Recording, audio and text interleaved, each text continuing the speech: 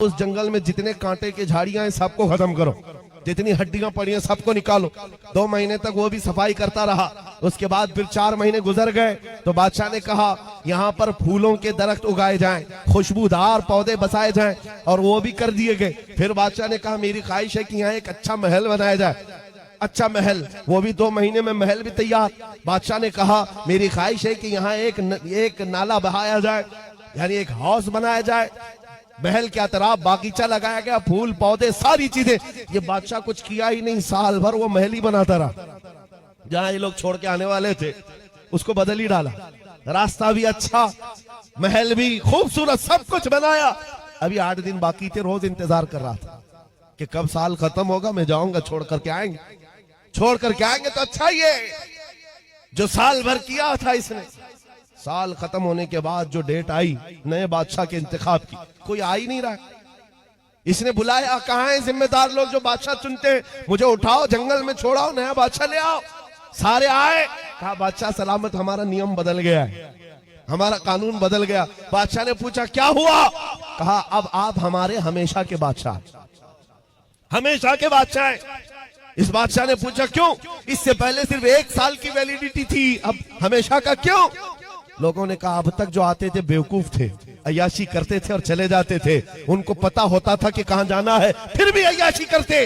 पहला अक्लमंद बादशाह हमने देखा जो इस कुर्सी पर बैठकर जहां जाना है वहां की तैयारी कर रहा था, इसलिए हमने सोचा हकीकत में वही बादशाह होता है। इस वाक़े को लिखने के बाद मौलाना जलालुद्दीन रूमी कहते हैं, ऐ नादान तू क्या समझ रहा है, ये दुनिया के अफ्रीका और अमेरिका के किसी मुल्क का किस्सा है? नहीं, ये पूरी दुनिया का कानून है। जब तू पैदा होता है लोग तेरे इंतजार में खड़े रहते हैं, जब तू आता है तुझे बादशाह बना लेते हैं, तेरे इर्द गिर्द तेरे दोस्त अहबाब बनते चले जाते हैं, और तुझे बार बार बताया भी जाता है चंद दिनों के बाद तुझे कंधे पर उठाकर उस कब्रिस्तान में छोड़ दिया जाएगा जहां हड्डियां पड़ी है पुराने लोगों की, जहां कांटे की झाड़ियां भी हैं। ये सब चीजें सुनाई जाती हैं, और उसके बाद जब तेरा इंतकाल होता है ये लोग तेरी बादशाहत खत्म करके ले जाते हैं और छोड़ आते हैं, फिर नए बच्चे का इंतजार करते हैं। मौलाना रोम फरमाते हैं लेकिन इस रूए जमीन पर कुछ अक्लमंद बादशाह ऐसे भी आते हैं जो बादशाह बनकर जीते तो हैं, लेकिन जब तक कुर्सी पर बैठे होते हैं वो अपने दुरूद सलाम से, अपने नमाज अमाल से, अपने जिक्र अस्कार से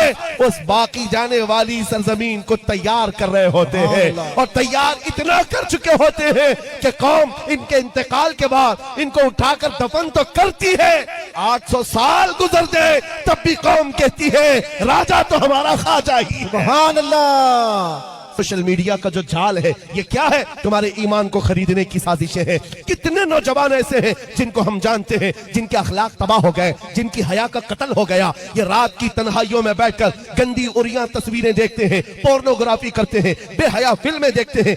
दुनिया ने तुम्हें परोसा है प्लेट में, बर्तन में सजाकर, सिर्फ इसलिए कि तुम्हारे ईमान का कत्ल हो जाए, तुम्हारी हया मर जाए, तुम्हारा दीन से रिश्ता कम हो जाए। ये हम जवानों में आज देख रहे हैं, ये दीन की तरफ कम रागिब है। मस्जिदों की तरफ बुलाया जाए तो उतने नहीं आते, जब कोई भंगड़ा लगाए, कोई टिकटॉक का मुजरा करे, उसके लिए भीड़ लगाने लग जाते हैं। ये दीन की कमी नहीं है तो और क्या है? इन भेड़ियों के खरीदो फरोख्त के बाजार में अगर तुम बिक गए तो सबसे बड़े बदनसीब कहलाओगे, सबसे ज्यादा घाटे में कहलाओगे। इसलिए ऐ सुन्नी नौजवानों, मेरे आखिरी जुमले सुन लो, आखिरी जुमले सुन लो।